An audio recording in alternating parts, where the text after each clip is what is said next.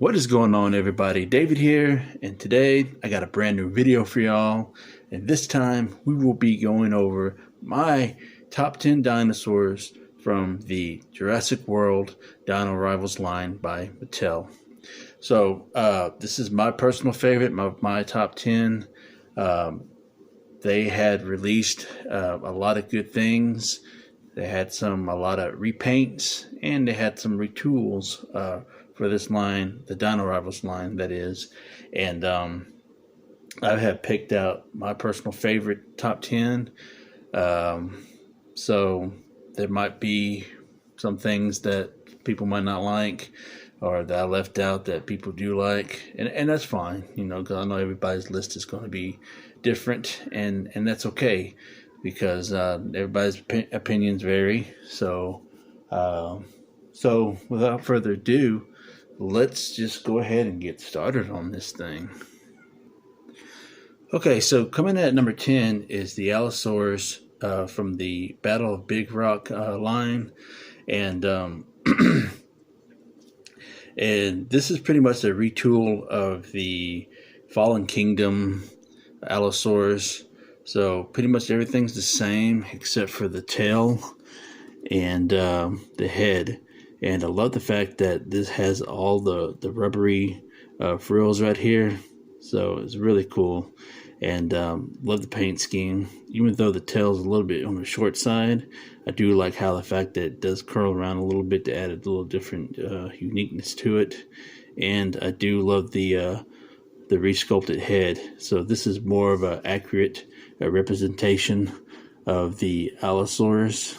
So coming in at number 10 is the Allosaurus from Battle of Big Rock, part of the Savage, no, I wouldn't say Savage Strike line, but the Dual Attack line. Coming in at number 9 is the Dual Attack Concavinator, or the Conconvenator, depending on how you want to pronounce it. I love this figure because simple fact of its neutral colors. It's more of a natural side of things as far as the color scheme goes. And plus, I just really love this dinosaur in general. I knew about it, but I really didn't know much about it up until now, until when Mattel was able to release this in figure form. And it's just everything about this, the color scheme, the sculpt, the nice big hump sail right here. I mean, just the dinosaur itself in general has become rapidly one of my favorites, And yep, number 10, or excuse me, number 9 is the Dual Attack Concavinator. Coming in at number 8 is the Mega Dual Attack Quetzalcoatlus. And this is probably my favorite of the whole pterosaur line. Let me go ahead and get this thing out of here. And pretty much, just everything about this figure is just the representation of it, the color scheme. I love the fact that they were able to add a little bit of color here in between the little skin flaps from the legs. The wing is beautifully painted as well, and it's just more of an accurate representation of the pterosaur itself. And just really like just how everything is sculpted, the paint scheme. I love the fact that they was able to use a separate plastic for the beak and everything, and just got that orange carrot color to it and everything. So it's just, overall, this figure is amazing. It's very large, as it's supposed to be, and so did a real good job with this. So just love the action feature of it. And just everything about this figure is just amazing, So that's right. Coming in at number 8 is the Mega Dual Attack Quetzalcoatlus. Number 7 is another Dual Attack figure from the Battle of Big Rock line. Is the Ceratopsian that we don't get a lot of figures of, if little, if any at all. I'm sure there have been. If there is, I don't know anything about it. but it wouldn't be surprising. But overall, this is the new Pseudoceratops, and I don't know very much about this particular species, but it is pretty much grown on me for the most part, and this thing is amazing.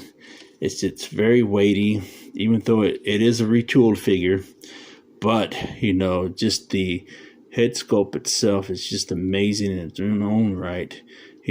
Just where all the spikes here, like the frill here in the middle, and they use separate plastic for the horns. The only downside is the eyes. You can't really see the eyes at all for it, but overall the figure and paint scheme is just incredible. It's very weighty, like I mentioned, and I think this is a lot heavier than the Sinoceratops that we got from the Fallen Kingdom line. So this figure, it deserved the spot in my top 10 just because it's a new species and because of the way of the representation of it, and it's just the aesthetics of it is just phenomenal in my opinion. So number 7 is the Dual Attack the Pseudoceratops. Number 6 is the Mega Dual Attack Amargasaurus. Now, this is probably one of my favorite new species that I've known about, as far as like in figure form and as a sauropod. I knew about it for a while, but I didn't know enough until this figure came out, and I did some research, and it's just an incredible species. So very happy to have a new sauropod in my collection, and love this figure, the way the sculpt is. I love the fact that they used the rubberized plastic down for the frills, and all the way down here, all rubber material, rubbery plastic. And just the way, the representation of it is pretty good. It's not the best, but it's a little bit thinner and probably a little bit longer. But as far as the figure itself, it's an amazing sculpt. It's fat, it's very muscular legs and everything, and it's just the detail is very on point. Especially with the frills and everything, and how they were able to replicate that in figure form. So, yep. Number 6 is the Mega Dual Attack Amargasaurus. Number 5 is this little guy right here, and this is the Savage Strike Dilophosaurus. And the reason why it made the list is because of the fact of the gimmick that it has, and it's just such a nostalgia factor from the old Kenner days, to where it has this little pouch right here, and you can fill the pouch with the water, and it squirts and everything. So, and I think originally this was supposed to be part of the Legacy collection, and it had the JP one color scheme to it, but I guess for whatever reasons they pushed it back, and then they added this brightly purpled colored dino with all the mixture colors in here, the orange and yellow and red and stuff, which is fine. It makes it for a unique paint scheme. So, but just because of the nostalgia factor of the figure itself, and that and the color scheme really grabbed my attention, so it deserved a spot on my list. So that is the Savage Strike. Number 5 is the Savage Strike Dilophosaurus. Number 4 comes from the Battle Damage line, and this is the Battle Damage Albertosaurus. Now, this is probably one of the best sculpt, if not the best sculpts in the entire Dino Rivals line. And it's just so amazing the way, especially the head and everything, how this is sculpted out and everything. It's just very detailed and stuff, and just love the scoots and the osteoderms and everything that it's been designed along inside it. It's just incredible. The downside is why it is number 4 is the lack of paint, and because of the tail is so short. And but it is what it is. But I love the fact that they added that as part of the mold right there. And as far as the gimmick goes, it's just an incredible advanced damage. You know, since we were so used to the Kinder days to where we had just the patch you remove in and out. Well, this has like it's like next level battle damage, where you can have this little soft little rubber here inside to press. You know, it looks like a flesh and everything. So it's just an amazing figure overall. And sometimes if you're not careful, this tends to go up on the inside on its own just for the sake of it. For the heck of it, should I say. But overall, this is why it deserved to be on the spot on my list. It's number 4, the battle damaged Albertosaurus. Now, before we get to the top 3, I do want to bring out an honorable mention, and that is the Bite and Fight Tyrannosaurus Rex.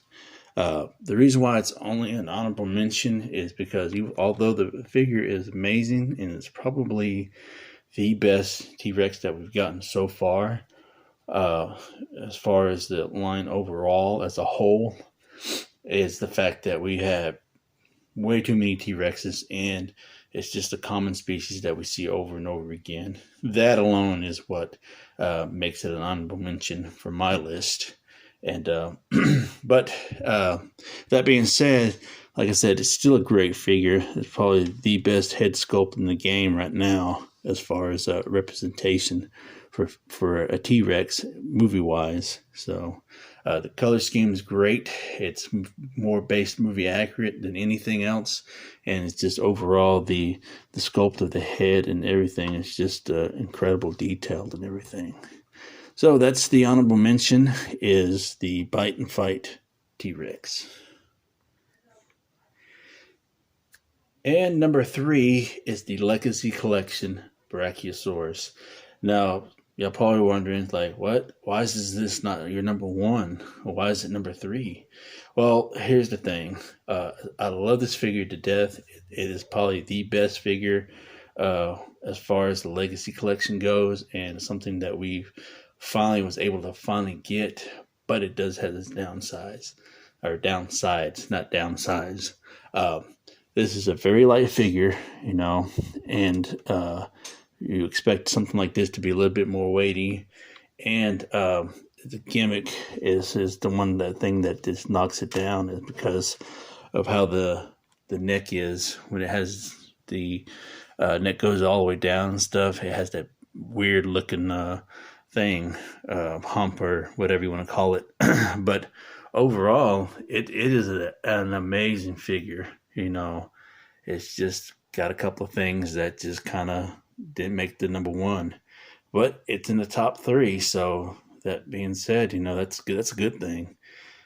But yeah, I mean, I love this figure. I am so happy to finally have one of these things, you know, and now you can find them anywhere in Target. You know, they are just now being restocked and everything. So hopefully everybody gets a chance to get this thing, because it's amazing. And I highly recommend it to anybody, even non-Jurassic Park fans. You know, this is a figure to have to any staple of any collection, you know. But the positives on this thing is the fact that it's in scale accurate, movie accurate, and you know the paint scheme is wonderful. Just the detail, you know, on everything is just amazing, you know. And just to have the little jaw right here, it's amazing as well. So I mean, just incredible detail. Look at that. So, yep. Number 3 is the Legacy Collection Brachiosaurus.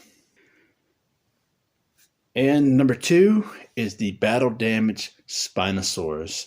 Now, this was a Walmart exclusive release, and it's number 2 because one, we finally got a Spinosaurus that was pretty much available to the public at Walmarts everywhere. And sad thing is about that, it sold out fairly quickly, and I don't think none of the Walmarts ever restocked them again that I'm aware of, that I know of. But the gimmick is what made it the list. The top one is because he's got a rubbery flesh right here, and that has another layer of a bone right there. You set down, and you have this little ball right here that has the action gimmick right there, and then you're able to press the spine down here to see that blood maneuver back and forth.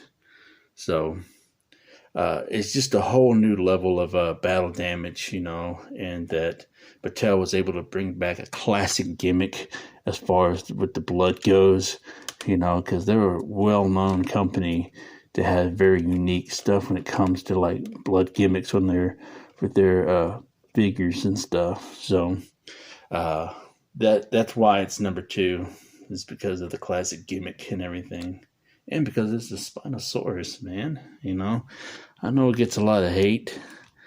And so you get the chomping jaw right there. So anyways, so that's number 2, is the Battle Damage Spinosaurus. And number 1 is the Destroy and Devour Indominus Rex.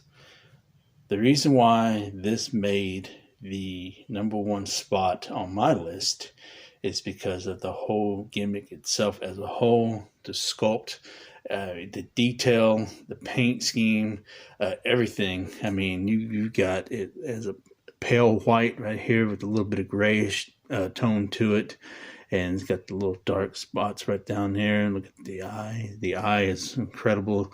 The way it's set, and it's just amazing the way the shading is of the eye, and it's just the way how the jaw is, the teeth, etc., everything. I mean, it's just overall the feature itself is amazing.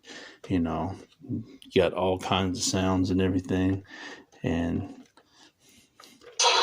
got the gimmick there, and you got the gimmick here.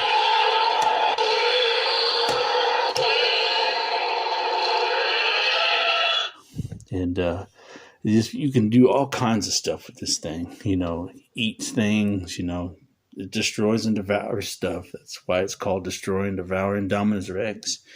And I like the fact that they used the sounds from the original Jurassic World film. They get those sounds from where the I-Rex at that point where all the mercenaries were all going to attack it, but they couldn't find it because it was camouflaged in the woods, and then it just destroyed everything. And those sounds that came from where were shooting at it and everything. So, and plus, another part of the sounds that they got is when she was battling the T-Rex at the end of the film. So those are 2 different scenes where they were able to sample those sounds from. But yeah, that is my list. That's my number 1 pick for my list for the Jurassic World, in Dino Rivals, my top 10 picks. So yeah, that was my top 10 of the Jurassic World Dino Rivals line. And thank you all for watching this video. Sorry it took a little longer than I wanted to, but I appreciate y'all staying at the end if y'all did. And buy what you love, not what you like, because if you buy what you like, you always end up getting rid of it. And I will catch y'all later.